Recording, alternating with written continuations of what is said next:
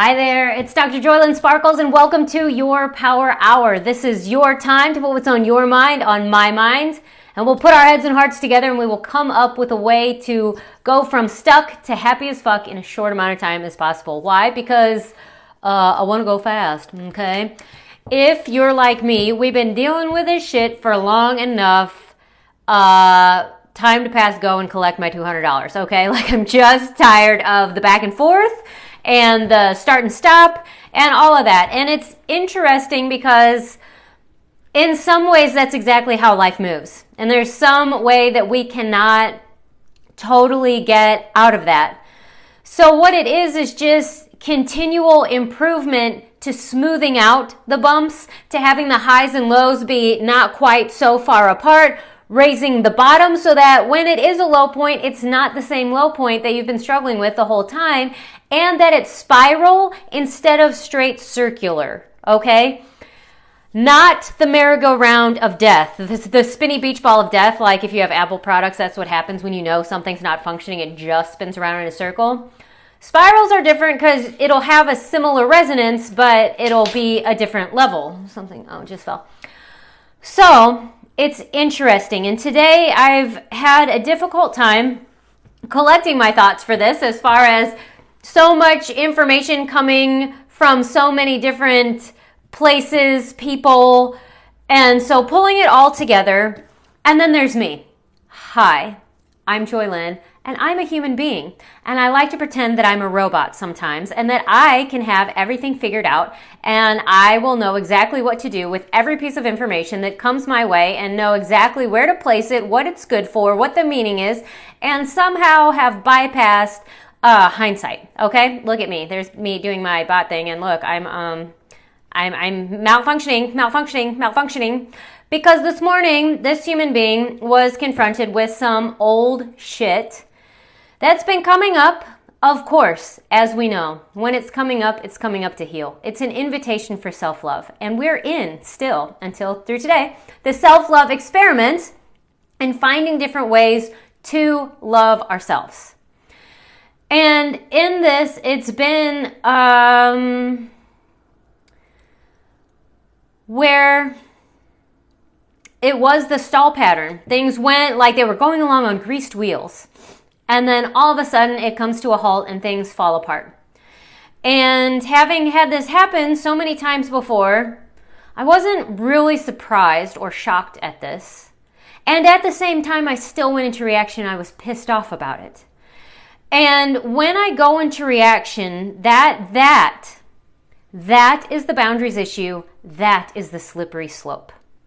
Is when I allow myself to get a little reactive, and when the choice comes to pull up the big girl panties and say, okay, we're reactive, now let's not do that because it doesn't go anywhere. Or when I'm like, oh, I'm going all in. I am going to bathe and wallow in this, and I'm going to say fuck as many times as I can in a 5-second span, and I'm going to do it to the person who hates it the most, which is my mom. Not on purpose. I really don't do it on purpose. It's like these are just the things that I notice that happen. And what my pattern is here, and I'm discovering this is interesting. I focus on failure. I do exactly the opposite of the future forward focus, because isn't that what it is? When we're reactive, we have to react to what's already happened. It's already passed. We're not responding and choosing from a priority. So is it any wonder that there's a start-stop motion? Because you remember I talked about goals and how they're coming. There's two ways, and how we meet in the middle is it's something to go for and it's a place to choose from. And when I get in that reactive space, I allow my feelings to get way bigger than me.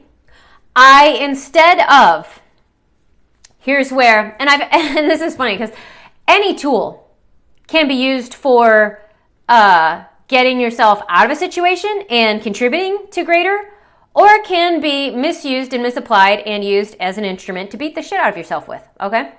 So the one that I was using was, what was it? Hang on, I just lost it. Future forward focus. Oh, I hate when this happens, and I hate when it happens on a live. Oh, that's so frustrating. Oh, but I focused on failure. I let the trauma, that's what it was. I let trauma, which the knowledge about trauma is, in my perspective and where I'm coming from with how all of my programs are trauma informed. Because I've seen so many programs where you get the shit beat out of you for your mindset, but not addressing any of the body issues and the trauma related things for why your mindset got set that way and why it's not just a mind over matter thing. Everybody would love that because we're all trauma kiddos living our life in our brain to some extent, living from our heads instead of our bodies. So mindset, mind over matter. And there is times when it happens. You'll know those choice points. I could do this or I could do this. Am I going new or I'm going old habit? That's where it's mind over matter. But some of these things will only come up after we've taken an action because then we're going to get the information. But I was using the trauma as an excuse for why I was being such a brat and refusing and resisting anything, any kind of comfort, solace. It's funny, I even asked. So I do interesting journaling sessions and I personal clearings, and I just asked, am I resistant to something?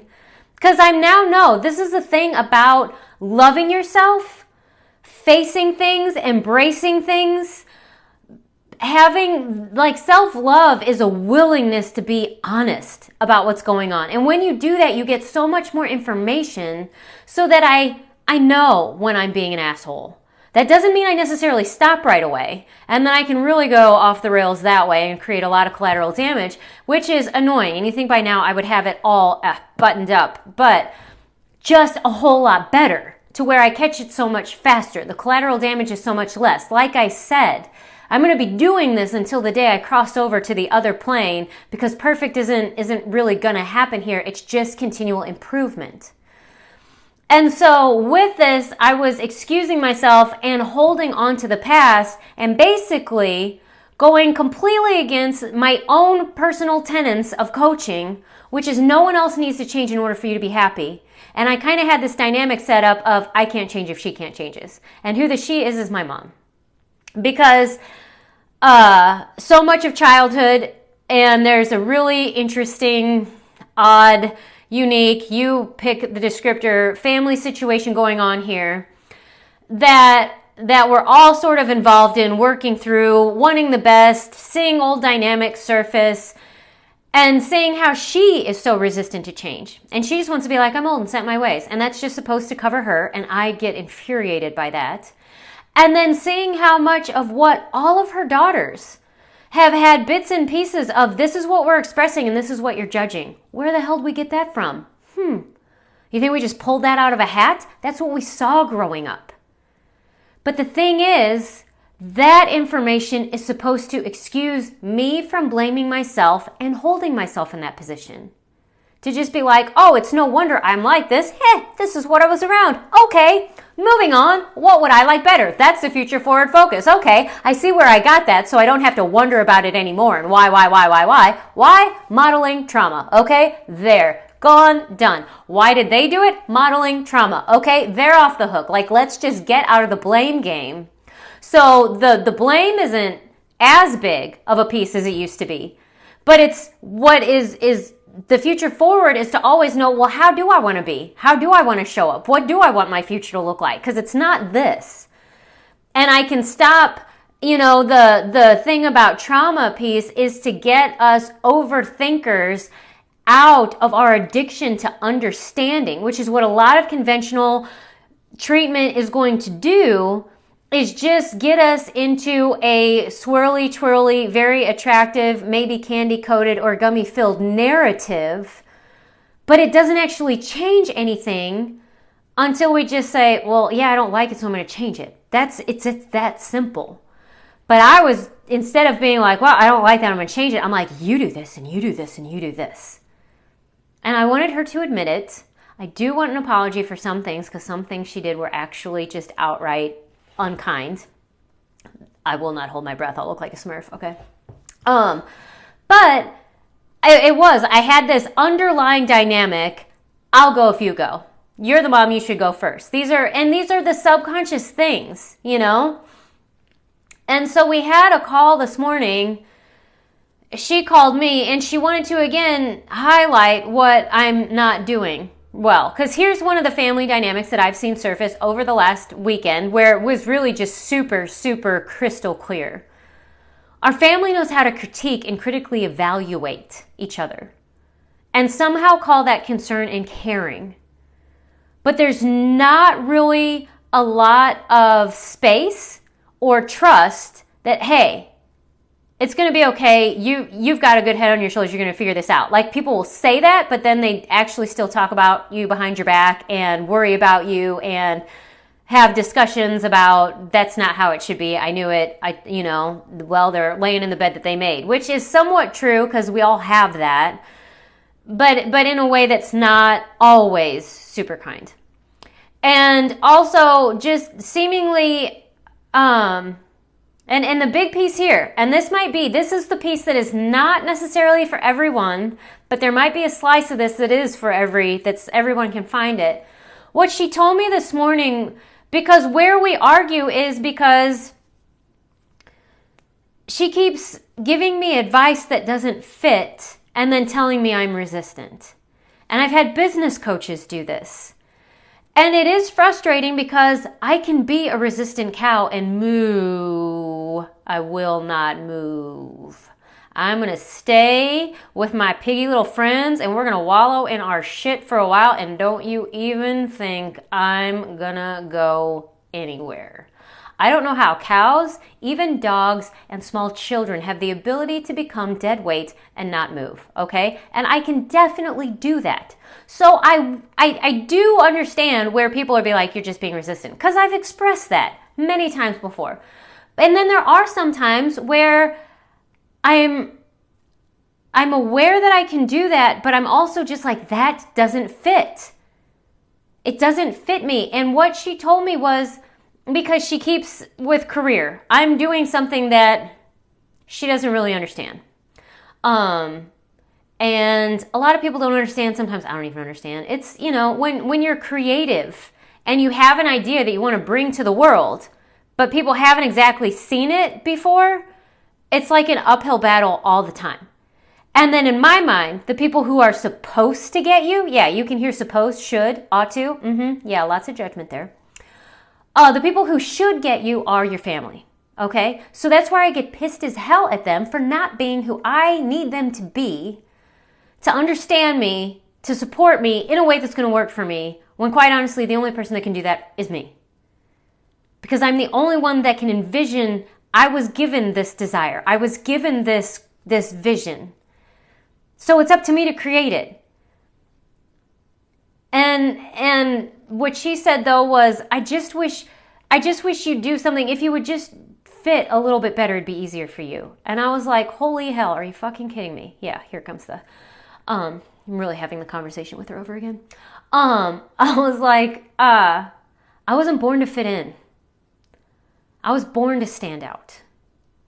I'm a star. And that sounds very narcissistic. I actually do have a Leo North node, so there is some sort of stage presence that I would like to have, that I'm actually meant to have, that's actually mutually beneficial. So, okay, anyways. Okay, I'm a selfish asshole and I want positive attention, all right? There we go.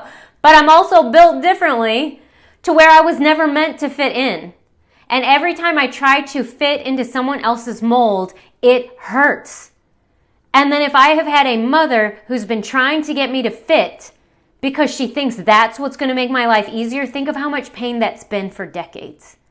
And I want her to stop instead of just being like, well, that shit don't work. Guess I'm going to do something else now. Thanks for the unsolicited and unhelpful advice. Ta-ta. Okay? That's and we had, it's funny, this conversation we had this morning was a follow-up from last night, where last night she actually just was like, why do you listen to everybody else? And I said, because I'm not strong enough in myself. And I was super vulnerable, and as soon as I said it, I knew it was true, and I hated it. And so from that moment, I was like, well, that ain't going to be me. That doesn't work. That will not stick, okay? So yay for growth. It's really uncomfortable, but vulnerability and humility is the only way to get there. We've got to be honest with ourselves. As long as we're trying to make something true that's not true, we're going to be eternally irritated, mad, trigger happy. To where if there is any trauma or unresolved issues, it's going to be so easy to set that off. The fastest way out is just to be honest with ourselves. What the hell am I doing? And sometimes that's not even the place to start. It's really, what do I want? What do I want for my life? How do I want to show up here? It's the future forward focus every time. Because we're not going to get to happiness by digging in our shit and finding out what's wrong with us and what we're doing wrong and why things aren't working. We have to look at what would I like and how do I help them go right? And it's not until we have to make that shift. And that's where boundaries come in. Because that's not my habit. That's not what I saw modeled when I was growing up. Everything was about fixing it and damage control and survival. And I basically got really argumentative this morning because I told it that's what you're trying to do is have me operate out of survival mode, and that won't work for me, and it's quite honestly not working for anyone anymore. And the more that we try to do it, because on a collective we're shifting and raising, it's going to break down and it's going to be uglier and harder and feel worse and worse. It's going to work less and less good the more time goes on because we're raising and you can't stop this shit. There's too many of us who are saying this isn't enough and we're dropping the baggage and moving on. And the earth itself is asking for this. The collective is asking for this. So it's sort of, let go or be dragged, just go with the current. It's going, and all it takes is some honesty. There's going to be some really ugly, awful, humiliating, embarrassing moments of when you're just like, oh my God, I did that again. Oh, I can't believe I did that. Ew. Did everybody else see that? Oh shit, I think a lot of people saw that. Fuck. Okay, well, I'm still alive. Not everybody hates me. I can apologize to myself. Here's a big one that I found today. I can just do something else. You know who's good at that? Little kids. It's the thing that I'm going to get better at, is when something just doesn't go your way, you just change your attention to something that's better. Because sitting in it, wallowing in it, playing with it, even if you make a poop castle, it's still made out of poop, okay? It doesn't smell good, the color didn't change, and now you're all covered in it even more because you've been playing in it. Why don't you just drop it and find some sand, like something that's better, it doesn't smell as bad. And yeah, I mean, there's just a million metaphors you can use there. That might not have been the best, but whatever, okay? I'm a little disorganized and scattered today. That's just where I am, but my expression of self-love is showing up anyway. I'm not a bot. I'm not perfect. I am figuring this out too.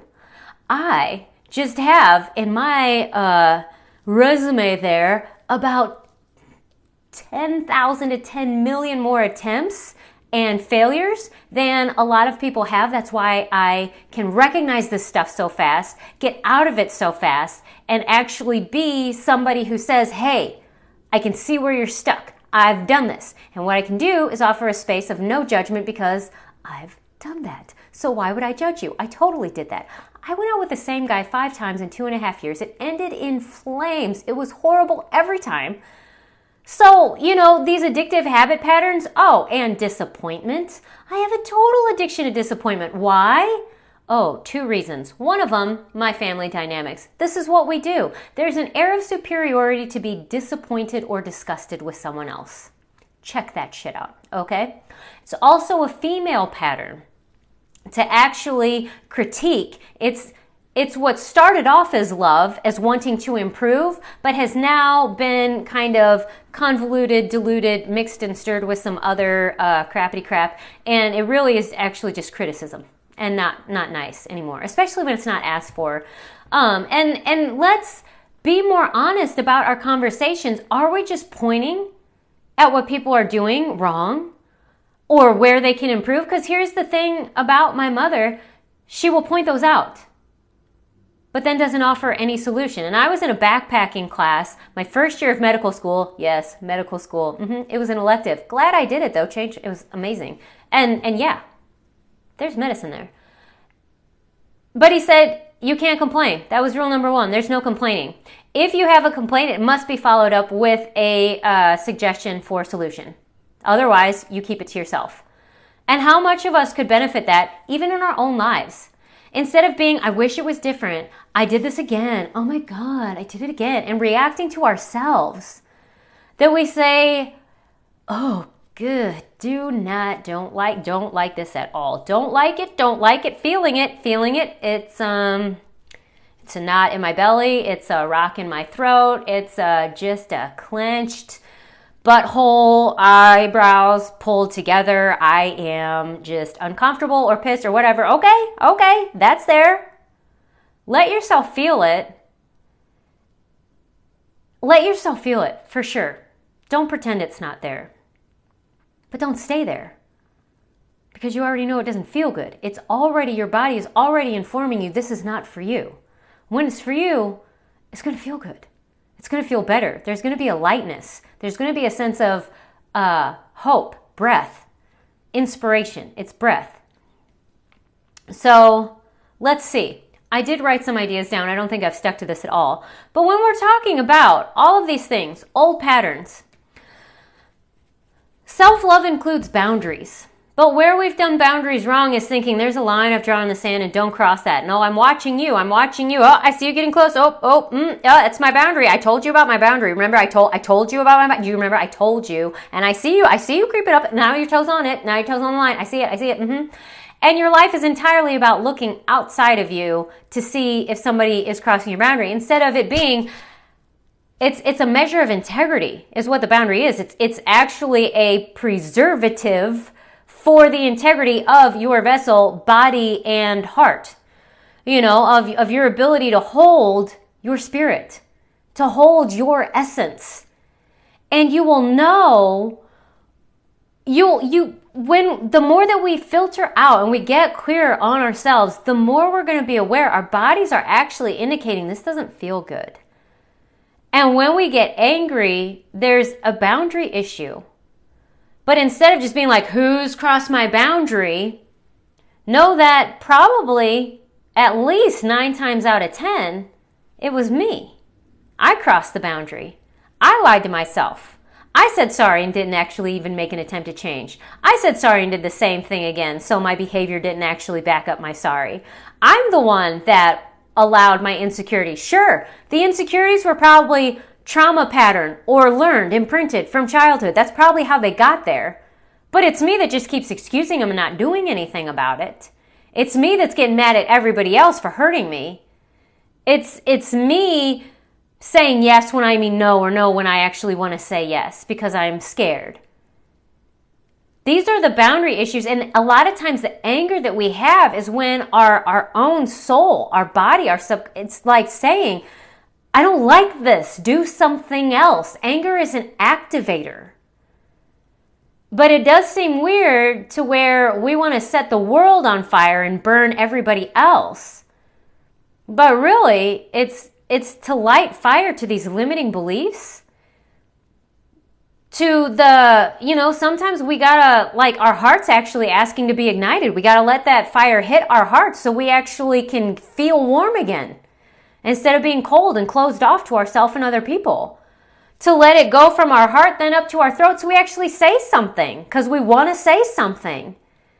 And yeah, the first couple of times or million times it comes out, it might be rough and harsh and not exactly how you thought it was going to go in your head. But if you don't ever say it, it's never going to get better.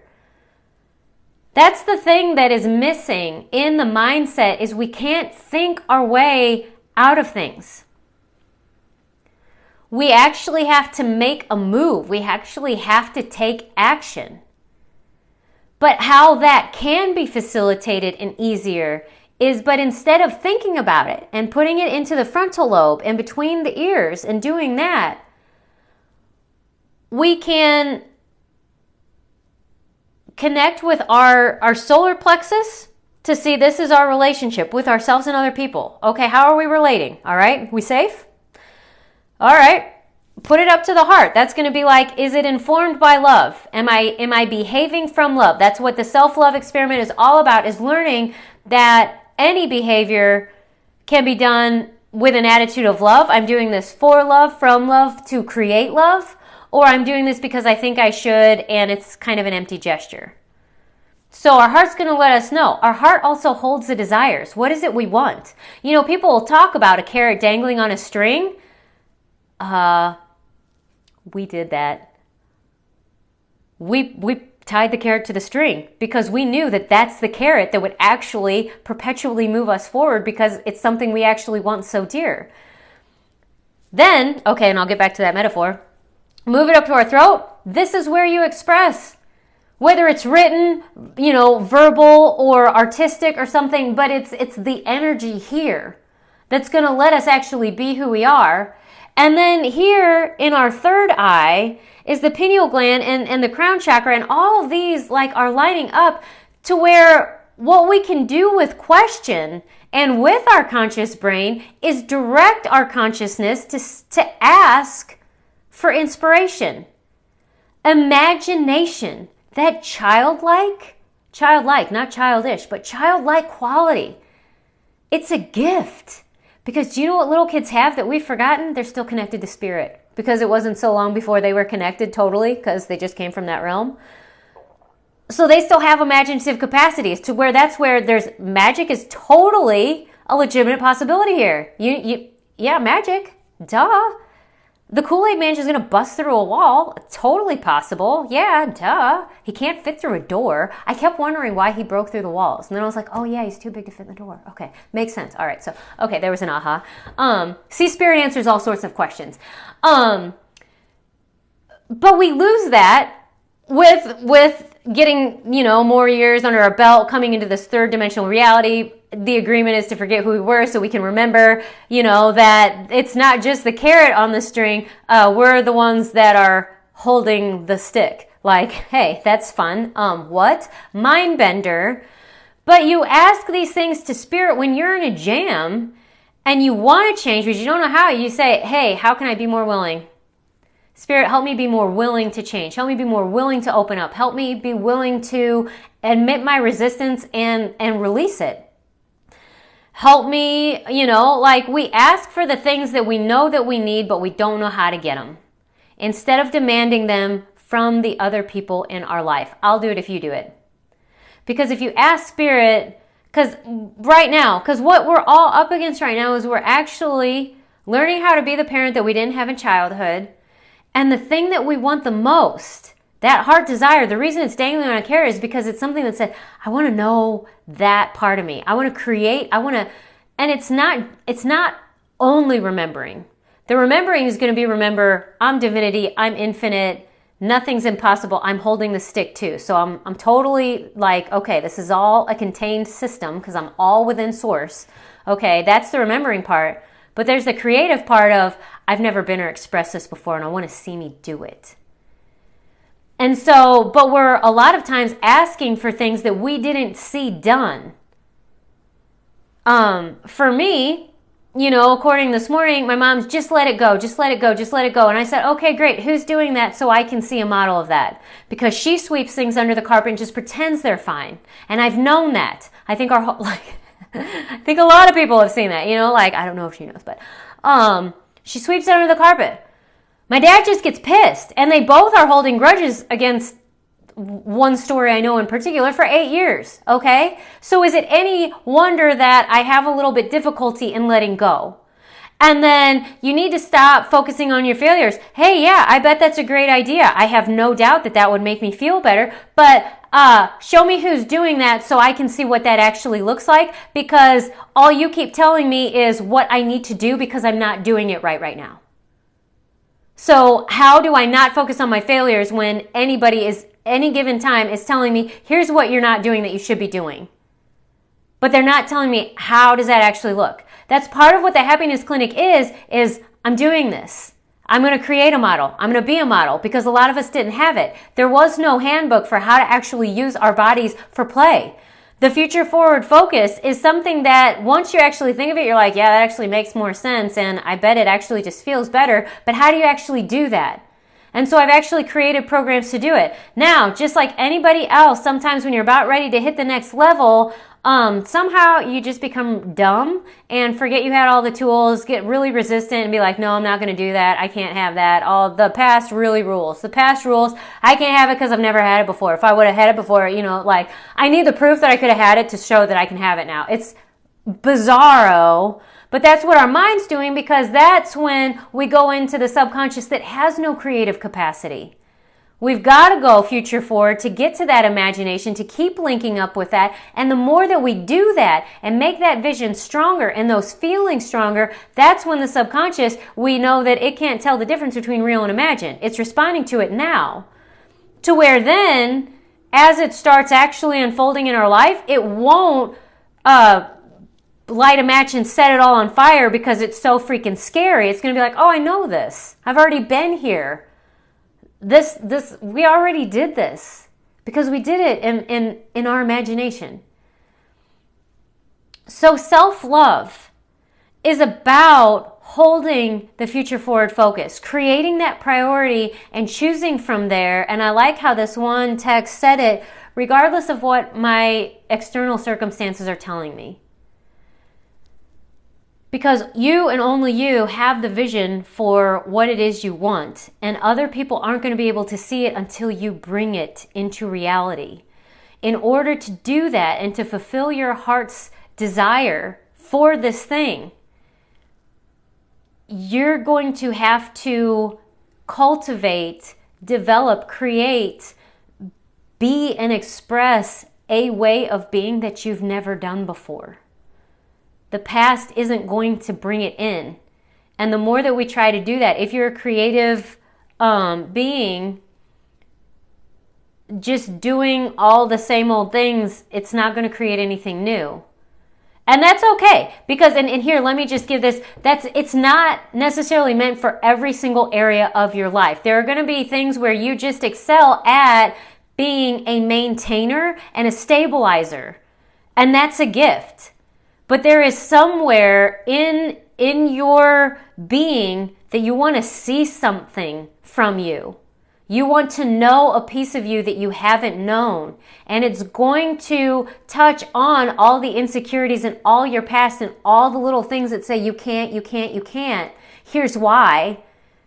And all it's going to do is bring up shit from the past. It's then our conscious to ask our superconscious, hey, help me just keep looking in this direction.